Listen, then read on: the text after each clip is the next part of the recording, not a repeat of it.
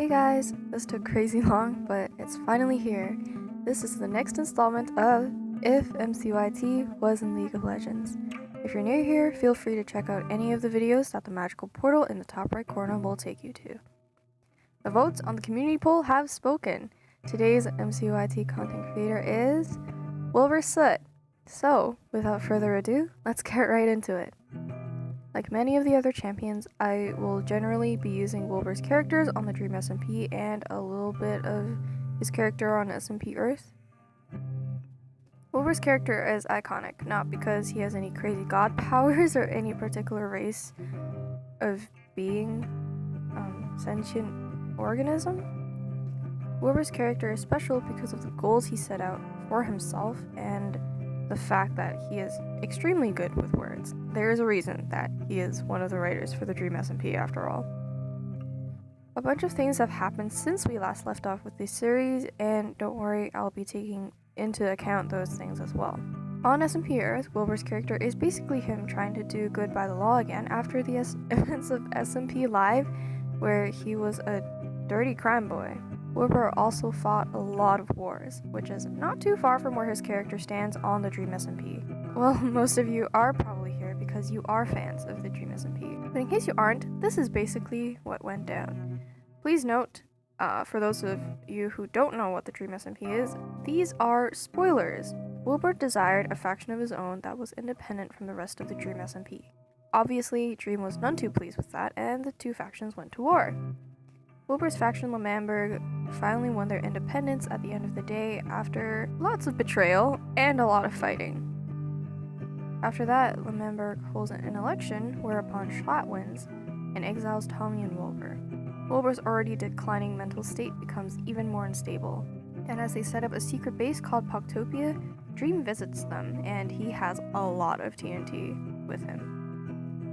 Wilbur likes the idea, and he sets up the TNT underneath where Lemamberg once was. He's really conflicted about the whole situation, as he's been to where he hit this detonation button like so many times, and yet every time he can't bring himself to push it. Until finally, he does it, and Lemamberg becomes a decent-sized hole. Wilbur dies in one of the most tragic ways possible, and becomes Ghostbur. There. I really hope I did not sound too much like Kian KSG. If I did, I'm sorry. Now, I won't really be taking Ghostbur and his actions into account here because not only would that make Wilbur way too OP, there are already several bridging elements between Wilbur, who is now resurrected, and Ghostbur. Actually, editing Vanessa here, and I put out this video for a little while because of art block, and when I came back, I found that somebody had left a very in-depth and amazing comment on the previous Champion Spotlight. They go by the name of Hadar Suryu. I'm sorry if I butchered that, but their comment is absolutely amazing. And they incorporate Ghostbur's existence very well, especially with an ability that's quite like Zack's or Anivia's, where Wilbur passive allows him to revive upon death and become Ghostbur. They also gave very good tips on what runes to take, and they also made it so that their specific kit for Wilbur would be actually very good for top lane, and I think that's amazing. And they also this also gives Wilbur the opportunity to fulfill the support role, and I think that if you have the time, you should totally go and check it out. I will pin it, and it will be the first thing you see when you go to that video and look at the comment section. Yeah, so thank you to Hadar Sergio for the very amazing comment, and back to your regularly scheduled program. So some major things to note about Wilbur. He became mentally unstable, he loves his TNT, he is very ambitious, and he has a sheep. Already, I have a few League champions in mind that I could base his abilities off of. The one that most would have come to mind is, well, Ziggs. Ziggs is a constantly grinning, maniacal, bomb-throwing, nuke-shooting gremlin that's a little off his rocker. All he wants is to blow stuff up. Well, obviously, Wilbur's not entirely like that. He blew up Lemambert with a purpose, not just for funsies. But you can agree, Wilbur's villain arc does sound quite like Zig's personality. I also really wanted to include Friend in Wilbur's kit, but the only champions I could really think of that would work were Annie, Kindred, and Sejuani. I really liked the idea of Annie summoning Tibbers to fight, and the idea of a huge woolly sheep stomping out and wreaking havoc was something I really wanted to see. Anyways, it was just an idea that I absolutely loved. I also liked Sejuani's kit and how it utilizes her bower for her abilities. I thought that Wilbur could be riding a bigger version of Friend, but in the end I scrapped this idea because I thought that would undermine the need for Wilbur's more range-oriented kit. Finally, I looked at Kindred's abilities. I liked the way Wolf was incorporated into her abilities, and I thought that Friend could do something similar, albeit with a lot less pouncing. So, in the end, I decided to use Kindred's abilities. I really like the idea of Wilbur having an ultimate ability like Annie's, but I feel like that would leave too little room for Wilbur's explosive to really shine through. As for Zig's abilities, his ultimate ability was definitely something I wanted to incorporate into Wilbur's kit. It deals really good AoE damage and works very well with the whole "I blew up the country I made" type of deal. As for the other abilities, I had to find a good way of marrying Kindred's stacks with Zig's more straightforward mechanics. This was especially easy with Zig's E ability, but I had a bit of a challenge coming up with mechanics for his Q and W abilities. I made it all work out in the end though, so here is Wilbur's champion profile if he was in League of Legends. Passive, P. Tear it down. This is basically Zig's passive, but I made it so there was a counter on it, like Tristana's passive or Kaele's passive. Every 5 auto attacks, Wilbur's next auto attack deals 20 to 160 bonus magic damage. This is increased to 150% against structures, so the Nexus, turrets, and inhibitors. This fit really well with Wilbur's desire to blow up the buildings in Lemambert. His default attack, which is the right mouse button, Wilbur fires a bolt of fire, magic, sparky thing, pew pew. Gosh, what do mages in League of Legends even have as their default attacks nowadays? It just deals damage. Alright. First active, Q. Fire in the hole. Wilbur throws a block, quotes block of TNT in the target direction, dealing damage and slowing enemy champions for 1 to 4 seconds depending on ability level.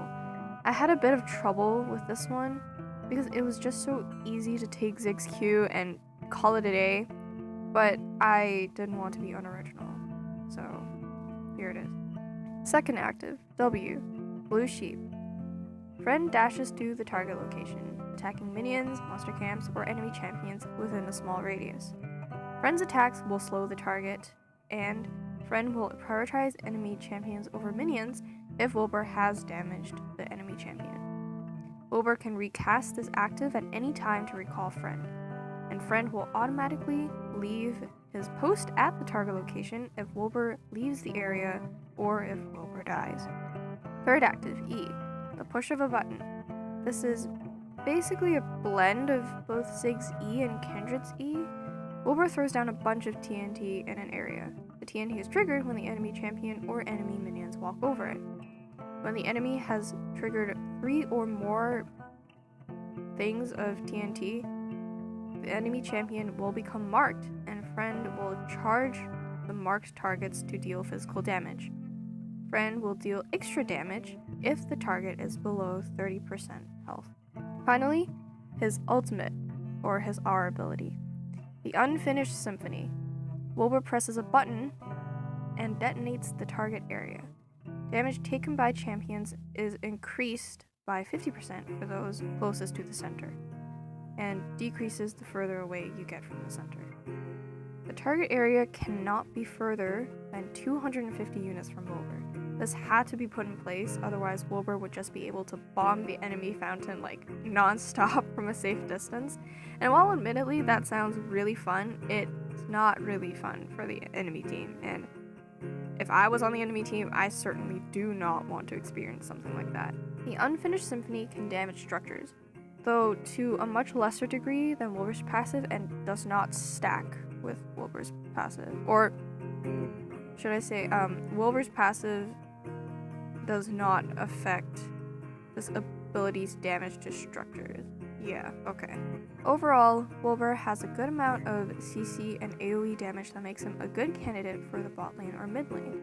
If you're really adventurous, you can try top lane with Wilbur's kit as well, although I would not recommend it because I've never seen Ziggs top, and also please don't try and jungle with this kit because a lot of Kindred's marking abilities, I took it out because I was very small brain and those got a little too complicated for me.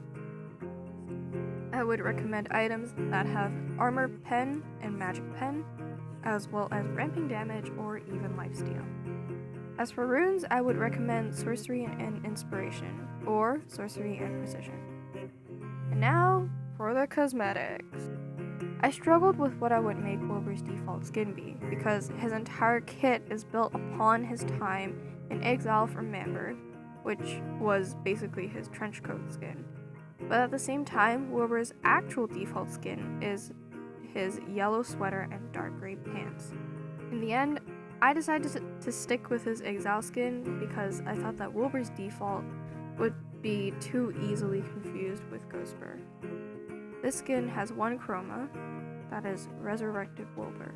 So, other than that, we also have Formal Wilbur, Orange Ocelot's Wilbur, Halloween Wilbur from MCC 11, well, Season 1 of MCC, that is. Ghostbur, which has one chroma, Ghostbur with horns, Manberg Wilbur, and finally President Wilbur. That's all for this video. Thank you all so much for watching. The community post where you can vote on the next video is up, so if you enjoyed, feel free to vote on who you would like to see next. And if you have other suggestions, feel free to leave a comment. Once again, thank you all so much for watching, and I will see you all in the next one.